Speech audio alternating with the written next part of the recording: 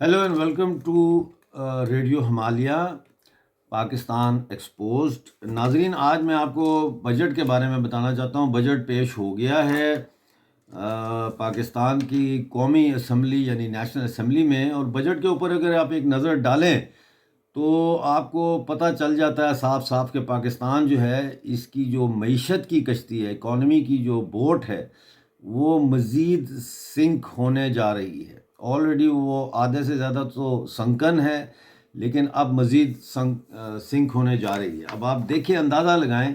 ये मैंने तैयार किए हैं दादो शुमार आपके लिए, ये मैं आपके सामने पेश करता हूँ, और इससे आपको अंदाज़ा होगा कि पाकिस्तान के जो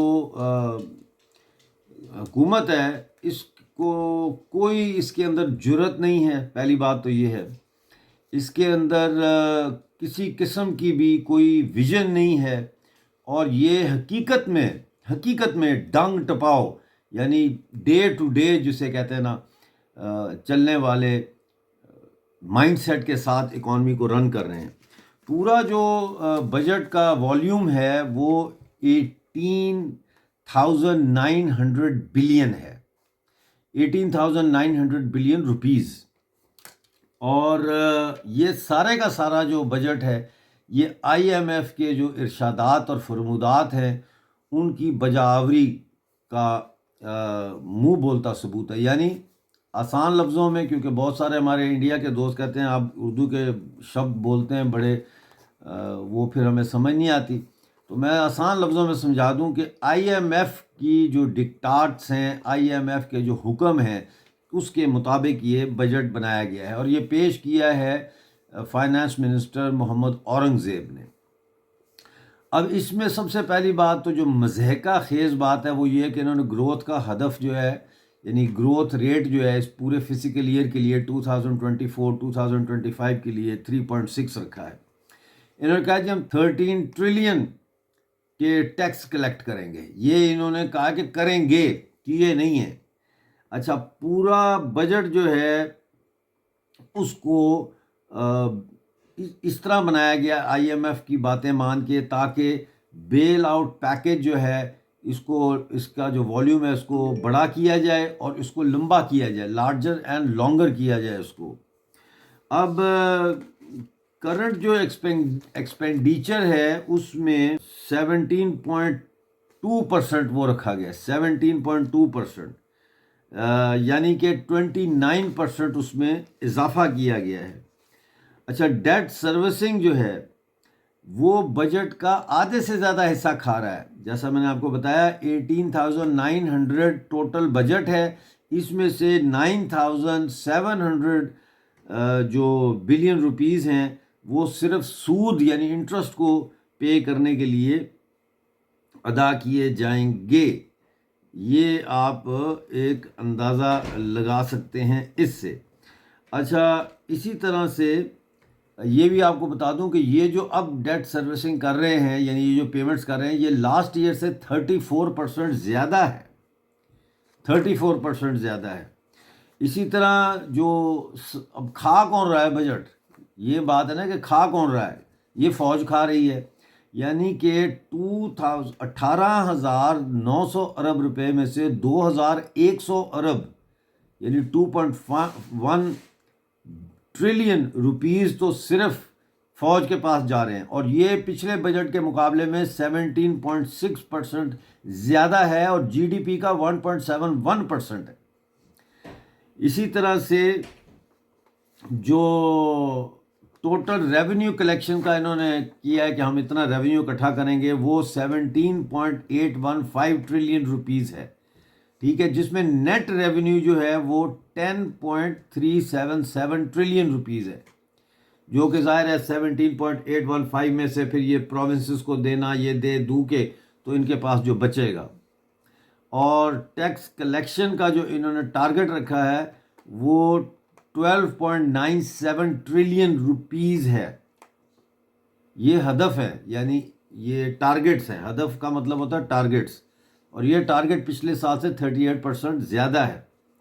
बजट का खसारा यानी डेफिसिट, बजट का जो डेफिसिट है वो ٹریلین ہے، 9.8 ٹریلین روپیز ہے یہ بجٹ کا خسارہ ہے. یہ کہاں سے پورا ہوگا؟ تو اس کے بارے میں کچھ بھی وثوق سے نہیں کہا جا سکتا.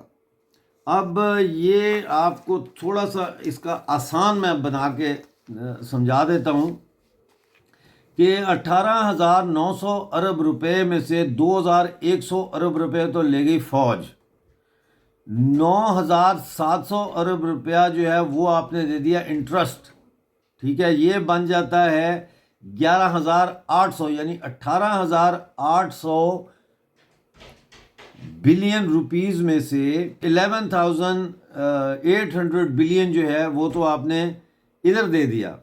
اب آپ دیکھیں کہ جو ان کے ترقیاتی منصوبے یا ڈیولپمنٹ کے لیے 21 بلین روپیز، فوج کتنا لے کے جا رہی ہے؟ 2,100 بلین، اور ڈیولپمنٹ کے لیے انہوں نے بجٹ میں کتنا رکھا ہے؟ صرف 21 بلین. کلائمیٹ چینج کے لیے انہوں نے رکھا ہے 11.8 بلین روپیز. تعلیم کے لیے انہوں نے رکھا ہے 32 بلین روپیز.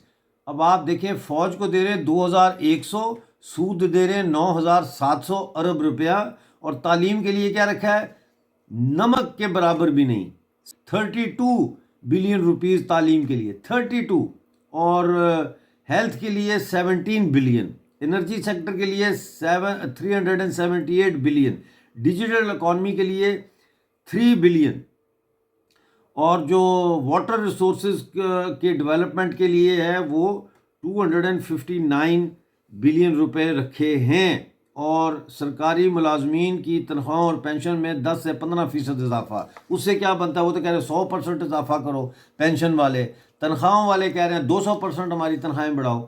تو آپ دیکھیں کہ یہ کتنا ان بیلنسڈ بجٹ ہے کہ فوج کیوں لے رہی ہے 2,100 ارب روپیہ اس بجٹ میں سے؟ وہ کیوں لے رہی ہے؟ فوج کو کیوں دے رہے ہیں آپ بجٹ اتنا زیادہ؟ پھر سود کی ادائیگی 9,700 بلین روپیز آپ کر رہے ہیں.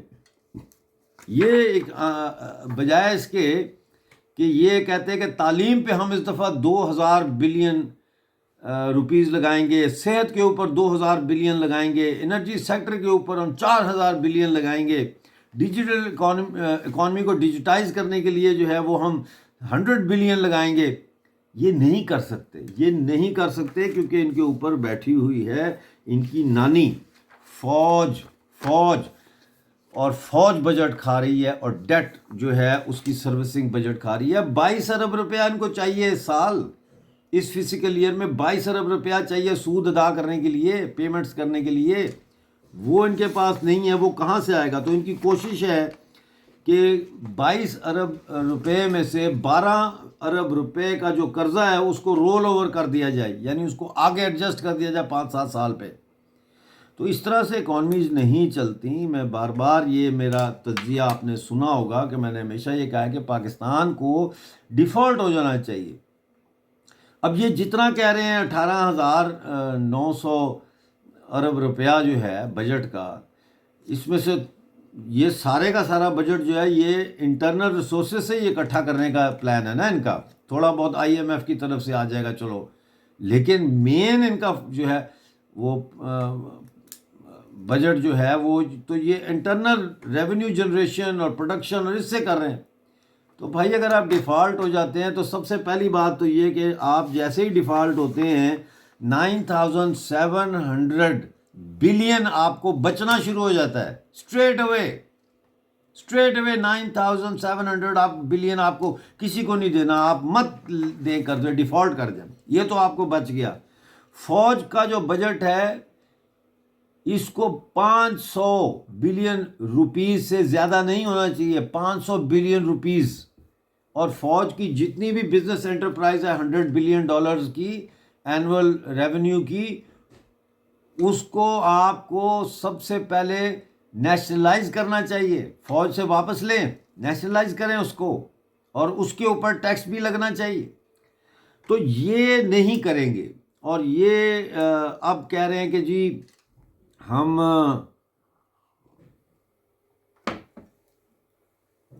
یہ کہہ رہے ہیں کہ جو فائنانس منسٹر ہے اس نے اپنی تقریر میں کہا کہ we are going to transfer the economy from a government controlled economy to a market driven economy. یہ بڑی لفاظی ہے، لیکن اس کا مطلب کیا ہے؟ اس کا مطلب یہ ہے کہ ہم سارا کچھ بیچیں گے، اور جو گورنمنٹ کے کنٹرول میں انٹرپرائزز ہیں، پی آئی اے ہے، اسٹیل مل ہے، یہ ہے وہ ہے، سارا بیچو، سارا بیچو. اور یہ جو کہہ رہے ہیں فورن ڈائریکٹ انویسٹمنٹ آ رہی ہے، کوئی ڈائریکٹ انویسٹمنٹ نہیں آ رہی سر. یہ ریکوڈک کے حصے بیچ رہے ہیں سعودی عربیہ کو، کاپر مائنز بیچ رہے ہیں یو اے ای کو. کیا بات کر رہے ہیں آپ؟ یہ بنجر زمینیں بیچ رہے ہیں یو اے ای کو اور عرب ممالک کو. اور وہ بنجر زمینیں کیوں خرید رہے ہیں؟ وہ کو بے وقوف ہیں.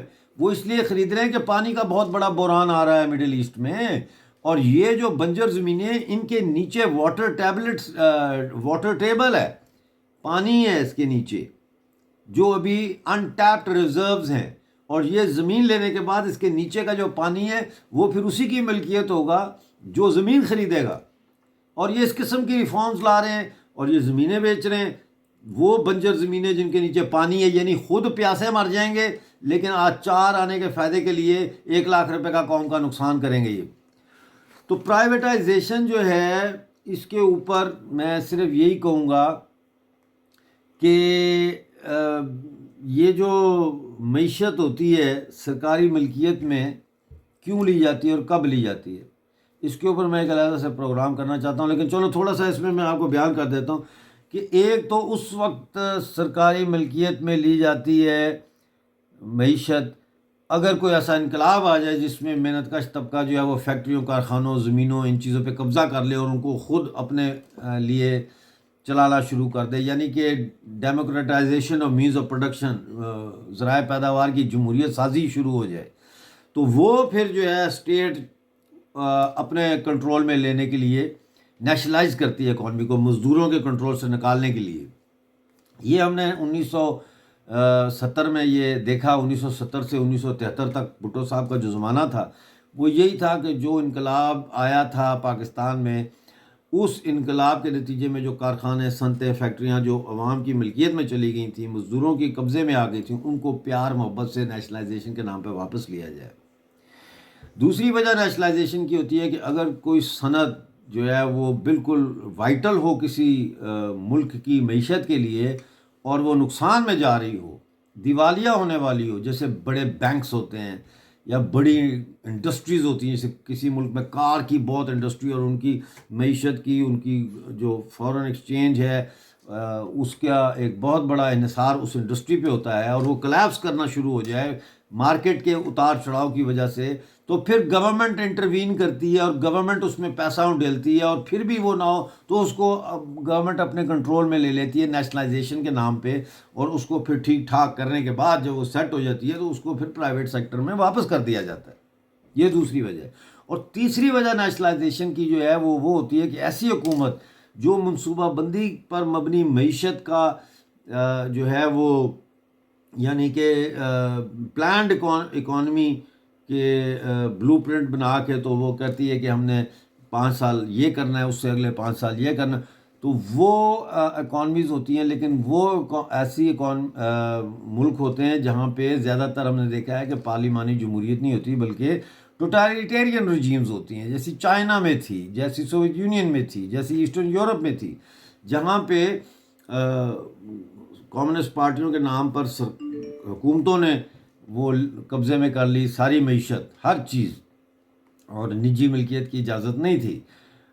تو اس کے نتیجے میں پھر وہ پلان کرتے ہیں اکانومی کو کہ بھئی یہ فیکٹری جو ہے اتنا پیداوار کرے گی، یہ اتنا کرے گی، اور پھر وہ اکانومی کو اوپر لے کے آتے ہیں. اور ہم نے دیکھا کہ 60-70 سال تک یہ ہوا ان ملکوں میں، لیکن جیسے ہی وہ معیشت اس قابل ہو گئی تو پھر جیسے کیسے بھی ہے، وہ ایک علیحدہ بحث ہے کہ سوشلزم ناکام ہوا یا کمیونزم ناکام ہوا یا وہ انڈسٹریز یا وہ معیشتیں تیار تھیں پرائیویٹ سیکٹر کو واپس کرنے میں، تو اس لیے وہاں پہ یہ نجکاریاں شروع ہوئی، تو پھر وہ نجکاریاں شروع ہو جاتی ہیں.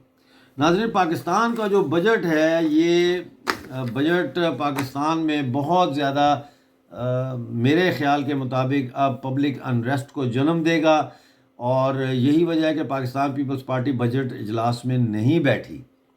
وہ دیکھ رہے ہیں اندھے کو بھی نظر آ رہا ہے کہ کیا ہونے جا رہا ہے. لہٰذا پاکستان کا ایک دفعہ پھر یہ کہوں گا کہ پاکستان ایک ایسا بدقسمت ملک ہے جہاں پہ آج تک مطلب ہے ریسنٹ جو ڈیکیڈز ہیں ان میں کوئی ایسی سیاسی پارٹی مڈل کلاس سے یا ورکنگ کلاس سے ابھر کر سامنے نہیں آئی جو حقیقی معنوں میں نہ صرف یہ کہ پالیٹکس کی نیٹی گریٹی کو سمجھتی ہو، پالیٹکس کے آرٹ کو سمجھتی ہو، بلکہ وہ اکانومی کو بھی سمجھتی ہو کہ اکانومی کو کیسے ریفارم کیا جا سکتا ہے، اس کے لیے کیا سٹیپس اٹھانے چاہیے، اور اس پورے ایک سینیریو میں ایک ایسا ریولوشن لے کے آئیں پاکستان میں جس میں کہ پاکستانی فوج کو بھی شکست ہو اور پاکستان کے جاگیرداروں اور سرمایہ داروں کو بھی شکست ہو، اور ایک مڈل کلاس اور ورکنگ کلاس کی کولیشن کی ایک یعنی ان کی کولیشن سے ان کے اشتراک سے جو ہے وہ ایک نیا نظام پاکستان میں لایا جائے جو پرو پیپل ہو.